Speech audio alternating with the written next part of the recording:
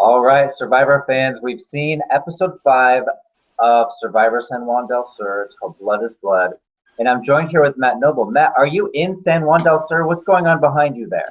Yeah, on location. No, I'm on vacation at the moment in Hawaii, so that's quite nice. I'm in America now. We're in the same country, Marcus. How exciting is that? I know. I think we're going to meet up next week. We're going to have a gold derby shindig. Yeah, But enough about us. Let's talk yeah, about Survivor. we Do love you it. want to start at the end? Do you want to just start with Kelly's elimination? Because I mean, a lot of people were really shocked by this. She was, according to Gold Derby's odds, she was one of the favorites to win the whole thing. I What were wonder if that's people? Were people more shocked that she got voted off, or she was on the show? Because I have not heard from Kelly much at all before this episode. right. She was really under the radar. She was playing kind of quiet. But, as we learned from Drew, she was a fan of the show. The She watched, mastermind. yeah, She watched was every the. episode. She was a snake. Mm, yeah, And so I think she knew that she didn't want to come in here, fighting people, starting fights or causing yeah. drama. So maybe that was part of her strategy, playing under the radar and, maybe not the brightest personality on the show, but I think she could have gone pretty far if not for this tribe switch.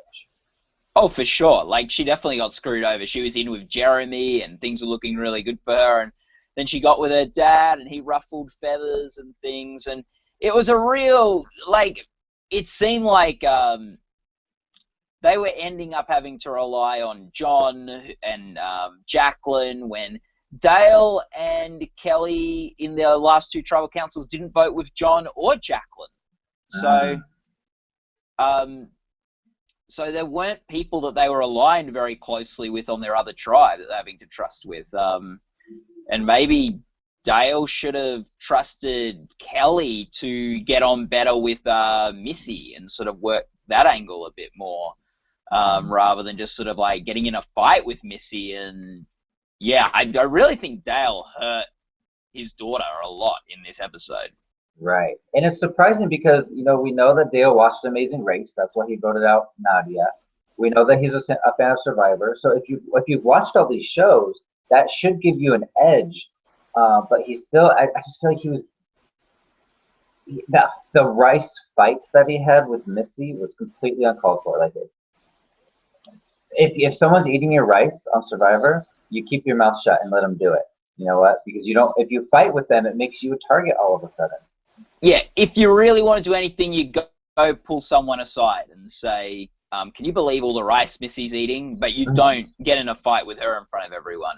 And when she's the one arguing people eat more rice, a lot of people are going to sympathize with her. They're going to be like, shut up, Dale. I want a lot of rice. Right.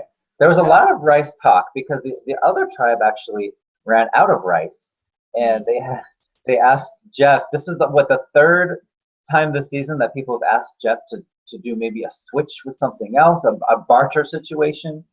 It's always the same people asking, too, isn't it? It's your Drews and your Reeds are just wanting, like, there's a lot of whining and a lot of complaining from Drew and Reed this season. What do you think Jeff will do? Because he's going to come in there, in the next episode. He's going to, in the preview, it showed him with a bag of rice, but we don't know what they have to trade for. What if they have to vote someone out right then and there? What if they have to give up a tribe member for this rice? I don't see that happening. It could happen. It just seems like that's too extreme, and it also like affects their numbers and stuff. I think Jeff should just not give them any rights and just go, well, tough luck, sort it out. Right. It is tough though when there's been a tribe switch, and some people may have been eating like a little bit of rice on their other tribe, and now they're Mhm. stuck in this tribe that ate all theirs. Maybe Right. when they do a tribe switch, they should just get like more rice anyway. But Yeah. They usually give them a meal, right? There's usually a picnic on the beach, and oh no, that's the merge I'm thinking about. Never mind. yeah. Does this tribe have a tarp? Maybe. I I don't feel like remember. that's what you lose. I feel like the tarp is pretty important in Survivor, particularly if it starts to rain. I think Jeff's going to want to maybe trade the tarp, but he will make such a big deal about how big a sacrifice losing a tarp will be. Hmm. And maybe Yeah, they've got to throw in the fishing gear too that they really liked. I hope it's something bigger than a tarp, or maybe all of the rewards that they've Yeah. accumulated. Yeah. Maybe that. Yeah, I think that's the sort of area he'll go with. Yeah. And as far as the tribe switch, I have the new tribe makeups here in front of me because it's so hard to remember who's on what now, who was on what last week. But the new Hunapu tribe, this is Josh and Reed. They're the only couple. And then we also have Wes, Alec, Jeremy, Julie, and Natalie. Yes. So it's one couple and then 5 singles. So I have a feeling if this tribe loses next week, the singles are probably going to gang up against Josh or Reed. Is that kind of where you're going with that? Well, it's hard because Josh is well connected with Wes. So you got Josh, Wes, and Reed as a block of 3. And then it looks like Alex sort of your swing vote. And it will be, how good is Jeremy at convincing Alec to band together with the singles?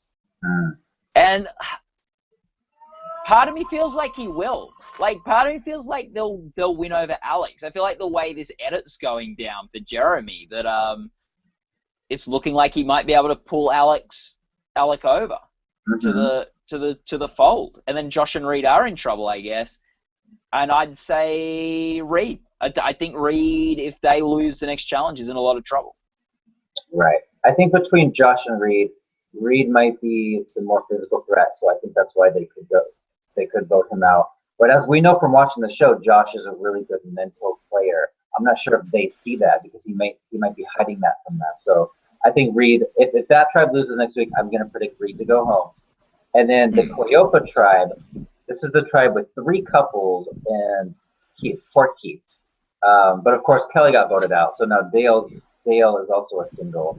And then we also have Baylor and Missy, and we have John and Jacqueline, Barbie and Ken, as they're called. Yeah. Yes. So now if this tribe loses, you kind of have the old guys on their own, Keith and Dale. But Keith has an idol. Yeah. Keith has an idol, and Keith seemed pretty in the fold with Missy and Baylor. It seemed like he was. No one mentioned getting rid of Keith last night. So it seems like he's in pretty good stead at the moment. Idol in pocket. Things are looking up for Keith. Now, he seems like the kind of player who could blow it, like he'll tell people he's got an idol, and then all of a sudden his head's on the chopping block and things, so you never know. But I'd say Keith's okay unless stuff happens with that idol, where people go, oh my gosh, Keith's got an idol, we've got to blindside him now. I'd say that tribe where we could have, I think there's 2 ways they could go. They could get rid of Dale. He was the odd man out in that last vote. People don't seem to like him. They could decide now Keith, Baylor, and Missy make up. So they've now sort of the numbers where they could break up John and Jacqueline if they wanted to and get rid of that couple. Although it might not be the only couple on that beach. I think it may, like, they can always make the argument, oh, well, if we're going to get rid of the couples, we should get rid of John and Jacqueline. They're stronger than us, or something like that. So it might make sense for them to keep another couple around. So I think Dale's in trouble, but he does have that fake idol trinket thing that he found on the well in week 1 that looks like it might be. And you called that. You said back in week 1, you said they only showed that to us because it's going to come back sometime, and it looks like it's coming back. Yeah. So yeah, I shouldn't have been surprised that Dale wasn't voted out last night, because I was thinking it would be Dale and not Kelly, because they hadn't brought back that yet. That the story hadn't been told with that thing. So next week we're going to see it come up. It's going to be exciting. Let's and it could be it could be a good play by Dale. Like, this is really interesting to see which way it's going to go. And then if they think Dale's got an idol, that can completely change the vote. And that's where it could get turned on John and Jacqueline. Or maybe Missy and Baylor. Maybe Baylor will finally get sent home. But we don't want that. We're predicting her to win. No. Well, I think could win. Have you? Yeah. I think Baylor, Jeremy, Josh. I'm not seeing anything from anyone else that would suggest a win. Right. I actually agree with those three. Maybe John Mish. We're starting to see more of him. They're starting to flesh out his character a little bit more. But I think that the three you mentioned are the three that are going to make it to the end. I have this weird suspicion about Natalie, though. Wouldn't it be this great story if Natalie's sister was voted out first, and then Natalie wins the show? That would just be such a crazy thing that would happen. And I would like it. I'm a Natalie fan, but I think it's going to be Baylor or Josh or Jeremy. I'm liking Jeremy more every week. Yeah, I think if Jeremy gets to the end, he'll probably be sitting next to Natalie, and I don't see how Natalie gets the votes over Jeremy. Like, and that sort of, like, I sort of see this season either being a season where Jeremy gets to the end, where Josh gets to the end, or where Baylor gets to the end. And it's going to be hard for people to argue against one of those three if they get there, other than maybe Baylor, depending on who Baylor's sitting next to. I'm not sure if everyone loves Baylor or that she'll necessarily be able to argue a heap strategic. Like, I don't know how her final tribal would be, Baylor. Right. I think Jeremy and Josh would do quite well in a final tribal. Yeah, and the fact that Baylor isn't well liked, that could help her get to the final three. If she makes it past all these early rounds, I mean, it seems like her name is on the chopping block every single week. But if she can make it, say, past the merge, all of a sudden she's a real threat to make it to the end because she is not very well liked. Yeah. She's someone that people want to bring with them. Yeah, and is she gonna get rid of the people who don't like her before the jury? Because a lot of people don't like Baylor, but a lot of those people have been voted out. So that's a good sign. Like, but yeah, it's really, have we ever had someone win Survivor that's come this close to being voted out so many times? Like, we've had people make it to the end, like Philip Shepherd and things. Yeah, I don't think so. I know Chris Doherty from Vanuatu's head was on the block first week, but he sort of, after he survived that first week, he sort of wasn't in too much trouble once he got a rein on those numbers. You know, Richard Hatch, wasn't he almost voted out episode 1? It was like a 3-4 vote. Or am I completely thinking of something else? I can't remember. Like, I think his name definitely came up the first week. I'm not sure if he ended up getting that many votes in the end, but I think his name was mentioned. Everyone's name was mentioned, though, in that week 1 of Borneo. It was like last week on Juan del Sur when 4 people got votes. Yeah. Right, because you had Dr. Sean who was just voting alphabetically. Yeah. Oh, the old days of Survivor. I wish we could have. Oh boy. Yeah. Well, we had it last week. That's true. All right. Well, is there anything else you want to talk about? I know you're on vacation, so you probably want to run. Yeah, I don't know what we're doing today. Maybe going on a hike or to the beach or snorkel. I don't know. We'll do something. We'll think of something fun to do. But yeah. So I should probably get there and see what's happening. Make sure my friends haven't planned something boring. Yeah. Let me pull up the Survivor odds real fast here. Okay. Yeah. Let's do it. For next week, this will be episode 6. We're already at episode 6. It's called Make Some Magic Happen. And as far as who people think will win, it's Josh in first place, Jeremy in second, Reed in third.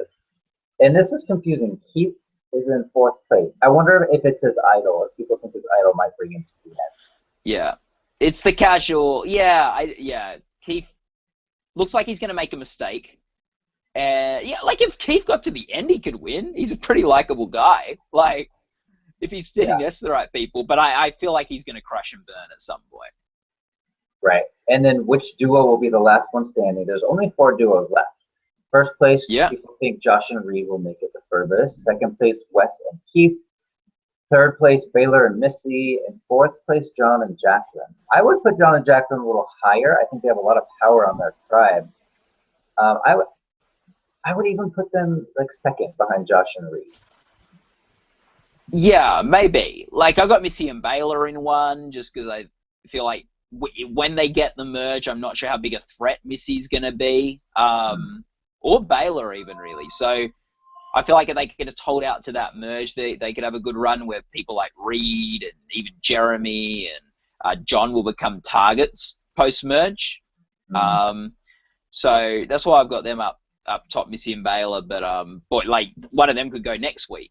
So we'll see. Yeah. And then last question. which castaway will be voted off the Tribal Council. It's poor Dale. People think Dale's going home. He has 11-2 odds. And then Reed is in second place, which is interesting because people think he's going to win, but they also think he's going to be voted out. So I don't know what's going on there.